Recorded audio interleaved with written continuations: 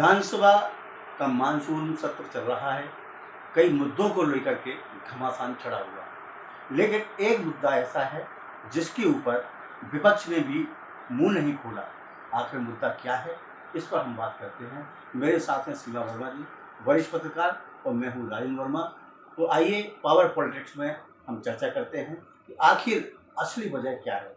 ये सबसे पहले तो बात करते हैं उस मुद्दे की जिस पर किसी ने भी विरोध करना जरूरी नहीं समझा, क्योंकि वो मुद्दा ही ऐसा है जिससे बीजेपी ही नहीं कांग्रेस के विधायकों को भी सीधा सीधा फायदा होता है। बिल्कुल। हम बात कर रहे हैं उस प्रस्ताव की जिसमें कहा गया है कि विधायकों का जो वेतनमान है उसे बढ़ाकर 1,75,000 कर दिया जाए, और इतना ही नहीं, इनके पेंशन को भी 40,000 रुपए बढ़ा दिया जाए। यानी जो पेंशन आज 35,000 है उसे बढ़ाकर 75,000 कर दिया जाए। जी हाँ, तो ये बहुत बड़ा सवाल है कि आखिर सरकार को अपने विधायकों और विपक्ष के विधायकों को ये फायदा देने की क्या जरूरत पड़ गई। क्या इनके विधायक इतने गरीब और लाचार हैं जिनको ये पेंशन भत्ते देना जरूरी है? तो ये बहुत बड़ा मुद्दा है, क्योंकि जनता और सरकार का जो खजाना है वो खाली हो चुका है, और खाली खजाने के बावजूद ये रेवड़ी दोनों पक्षों यानी सत्ता पक्ष और विपक्ष को बांटना क्यों जरूरी हो गया है, इसी पर हम बात कर रहे हैं। तो सीमा जी, सबसे पहले हमारा सवाल आपसे है, इसके बाद में आप हमसे बात करेंगी कि सत्ता पक्ष और विपक्ष अभी लड़ते चले आ रहे हैं। कई मुद्दों को लेकर के बहस हो रही है, हंगामा हो रहा है सदन के भीतर और सदन के बाहर, लेकिन विधायकों यानी सदस्यों के वेतन भत्तों को लेकर के जब प्रस्ताव आया तो पारित भी हो गया और राज्य सरकार को दिया जाएगा। लेकिन इसके ऊपर सबसे बड़ा सवाल होता है कांग्रेस के ऊपर कि कांग्रेस के लोगों को, कांग्रेस के विधायकों को सांप क्यों सूंघ गया। देखिए, ये तो साफ है कि अगर इस तरह का वेतनमान बढ़ता है तो उसका सीधा सीधा फायदा कांग्रेस और बीजेपी दोनों के विधायकों को मिलेगा। लेकिन ये प्रस्ताव सिर्फ इतना ही नहीं है कि उनका वेतनमान बढ़ा दिया जाए, बल्कि जो विधायक निधि है जो कि अभी तक 2.5 करोड़ थी उसको भी बढ़ाकर 5 करोड़ किया जा रहा है। तो मैं विधायक निधि के बारे में बताना चाहता हूँ आपको कि जो ये विधायक निधि है, विधायक अपनी इच्छा से खर्च करते हैं। नहीं, स्वेच्छा के लिए तो उनका 1 करोड़ रुपए की राशि है, बाकी जो राशि है वो उनके विधानसभा क्षेत्र के विकास के लिए। स्वेच्छा अनुदान जो राशि है वो अलग है और विकास निधि एक अलग है। तो स्वेच्छा अनुदान तो स्वेच्छा से अलग बांटी ही जाती है। बिल्कुल, और उसका भी आंकड़ा बढ़ाया गया है। वो अभी तक 75 लाख थी, जिसको अब बढ़ाकर 1 करोड़ किया जाना है। हाँ, तो ये दोनों राशियां हैं वो ये मान ली जाए कि भले ही नाम स्वेच्छा अनुदान है और विकास निधि है, लेकिन बात एक ही है। बात एक ये है कि विधायक जो है पूरी राशि को अपनी मनमर्जी से खर्च करता है, अपने लोगों को देता है, कमीशन के आधार पर बंदरबांट करता है। ऐसी खबरें आई हैं।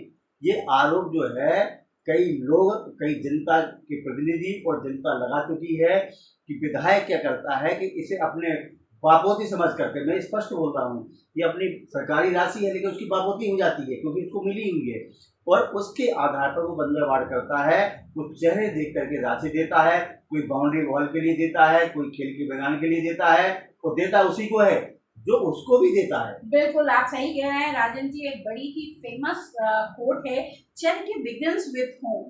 तो भाई, विकास निधि को वो एक चैरिटी मानते हैं, और चैरिटी वो सबसे पहले अपने घर से ही शुरू करते हैं। इसका मतलब है वो ऐसे लोगों को वो पैसा, विकास निधि या ऐसे लोगों को वो काम देते हैं जो उनका भी ख्याल रखते हो, और ये आरोप लगातार लगते आ रहे हैं। तो हम तो ये बताते हैं कि जो उनके चहेते होते हैं, जो उनके चुनाव में काम करते हैं, जो उनके लिए जो है झूठ को सच बोलते हैं, उनको ये राशि मिलती है। चाहे वो सरपंच हो, चाहे वो जनपद का सदस्य हो, या कोई भी हो, इनको राशि बंदरबांट होती है। अब बात रही जो है इनके वेतन भत्तों की, तो वेतन भत्तों पर सबसे बड़ी बात यह है कि इनकी वेतन भत्ते क्यों बढ़ाए जाए। ये कि विधायक को आप देख लीजिए, 5 साल जब वो चुन करके आता है तो वो करोड़ों कमाता है। जो करोड़ों को कमाने वाला व्यक्ति है तो उसकी कोई ये नहीं देखता जांचता कि भाई इसने 5 साल में करोड़ों कहाँ से कमा लिए, और इनको वेतन भत्तों की क्यों जरूरत है। कई इलीगल काम करते हैं विधायक, चाहे सत्ता पक्ष का हो चाहे विपक्ष का हो, कई इलीगल काम करते हैं और उसी का नकाब ओढ़ करके जो है करोड़ों अरबों की संपत्ति अर्जित करते हैं। वो इनको, मुझे नहीं लगता इनको पेंशन वेतन भत्तों की कतई जरूरत होती है। ये तो काले को सफेद करने के लिए सरकार या का एक तरीका होता है ताकि आरोप न लगे। देखिए, वैसे तो एक विधायक जब चुनकर आता है तो वो जनप्रतिनिधि कहलाता है, वो समाज सेवी जनसेवा की के तरह लिए होता आता है। है, वो समाज सेवा के लिए आता है।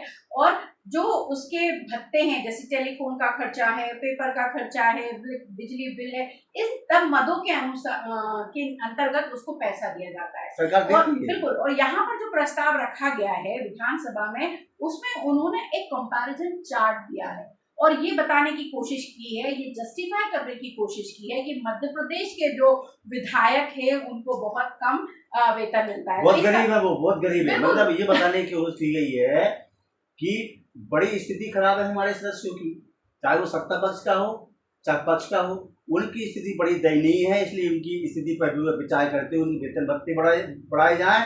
और जो सेवानिवृत्त हो गए हैं, मतलब जो विधायक नहीं है, पूर्व विधायक हैं, पूर्व विधायकों की भी पेंशन बढ़ाई जाएगी, पेंशन उनको बढ़ाई जाएगी, उनको दी जाएगी। क्यों? वो भी जो बेचारे जो है गरीबी से जूझ रहे हैं। जनता का कोई ख्याल नहीं है। पीडीएस में गेहूं आता है, अब जो भी आता है पीडीएस में सामान, उसका हाल आपको पता है। उसका हाल ये है कि ट्रकों के ट्रक आने के पहले ही गायब हो जाते हैं, गरीबों को राशन नहीं मिलता। बिल्कुल, लेकिन यहाँ सबसे बड़ी बात यह है कि सरकार को अपना खर्चा चलाने के लिए जो हमारे पब्लिक सर्वेंट्स हैं, जो भी हमारे सरकारी वेतनभोगी कर्मचारी अधिकारी हैं, उनको तनख्वाह लेने के लिए उधार लेना पड़ रहा है। लाडली बहना ये जो योजना है उसमें ये उधार लेना पड़ रहा है। एक महीने में 3 बार भी सरकार उधार लेने से नहीं चूक रही है, उसके बावजूद भी वो और उधार लेकर अपने विधायकों को, उन सबको ये रेवड़ी बांटना चाहती है। और इसका सीधा सीधा बोझ जनता पे पड़ेगा। जनता पे पड़ ही रहे हैं। जनता कर्जदार है, पैदा होने वाला हर व्यक्ति कर्जदार है, बच्चा कर्जदार है। तो यानी जो है रेवड़ियां इनको बढ़ रही है, कर्जदार जो है यहाँ का बच्चा हो रहा है। तो ये सिस्टम जो है, सरकार जनता के द्वारा चुनी गई जनता के लिए सरकार एक लूट का सिस्टम बन गई है कि लूटो वसूटो, अपना काम निकालो, सत्ता से बाहर होते हो तो हो जाओ, तो सत्ता में रहते हो तो आ जाओ। देखिए, और यही वजह है कि अब ना आदमी की निष्ठा की बात की जाए तो ना निष्ठा उसकी किसी पार्टी की आइडियोलॉजी के साथ है, ना उसके खुद के कुछ अपने सिद्धांत रह गए हैं। पिछले कुछ समय में जो हमने मध्य प्रदेश की सियासत में जिस तरह से दल बदलने का जो एक पूरा सीन देखा है, पूरा एपिसोड देखा है, उसने ये साबित कर दिया है कि राजनीति का मतलब ही व्यापार हो गया है। अब राजनीति समाज सेवा या जनता की सेवा नहीं रही, बिल्कुल नहीं रही। अब आप देख लीजिए, कांग्रेस हर मुद्दे को लेकर हंगामा कर रही है, आदिवासियों के मुद्दे को लेकर के, भ्रष्टाचार, बेईमानी, कई तरीके के स्कैम को लेकर उन्होंने कहा, आरोप लगा रहे हैं और वो हंगामा कर रहे हैं। लेकिन एक भी कांग्रेस के नेता ने खड़े होकर के आवाज नहीं उठाई कि विधायकों की ये जो है वेतन भत्ते हुए, ये पूर्व विधायकों की वेतन भत्ते हुए, ये क्यों बढ़ना चाहिए, किसी ने सवाल नहीं उठाया। इसका मतलब सीधा सीधा है कि जब रेवड़ी बढ़ती है, चाटनी बढ़ती है, तो खाने के लिए दोनों दलों के नेता एकजुट हो जाते हैं। बिल्कुल, और यही नहीं, ये भी नहीं हुआ कि कोई बीजेपी की अगर हम बात करें तो बीजेपी में अरबपति नेता तक भी है। किसी ने आगे बढ़कर ये नहीं कहा कि मैं अपनी वेतन भत्ते में छोड़ना चाहता हूँ, मैं अपनी पेंशन को सरेंडर करना चाहता हूँ। आपको मैं बता दूं, जब इलेक्शन होता है तो इलेक्शन के पहले जब जो सत्ता पक्ष का हो या विपक्ष का हो सदस्य हो, वो सब अपना एफिडेविट देते हैं कि मेरे पास इतनी संपत्ति है। लेकिन अगर आप जांच करवा लें तो सारे के सारे एफिडेविट आपको, अधिकांश एफिडेविट धोखे मिल जाएंगे। संपत्तियां चुराई जाती हैं, वोट बोला जाता है, और उसके ऊपर ना तो आवाज जो सत्ता पक्ष का उठाता, तू मेरी ना खोल मैं तेरी ना खोलूं। और जो जनता का शोषण करने का सिस्टम है, तो दोनों ही पार्टियां कर रही हैं। लेकिन जनता भी इतनी लाचार और बेबस हो चुकी है तो बात करने को ही तैयार नहीं। वो इसमें ही खुश रहती है कि चलो सरकार ने हमको 400 रुपये महीने दे दिए, हमें 1200 रुपये हमारी महिलाओं को दे दिए, तो 1200 रुपये में कम से कम उसका काम गुजारा किसी न किसी प्रकार से वो चला रहा है और इनकी सरकार के गुण गा रहा है। लेकिन प्रदेश की हित की बात कोई नहीं करता कि आज प्रदेश खोखला होता जा रहा है, कर्जदार होता जा रहा है, तो कभी न कभी ये गाज जो है जनता पे ही गिरेगी।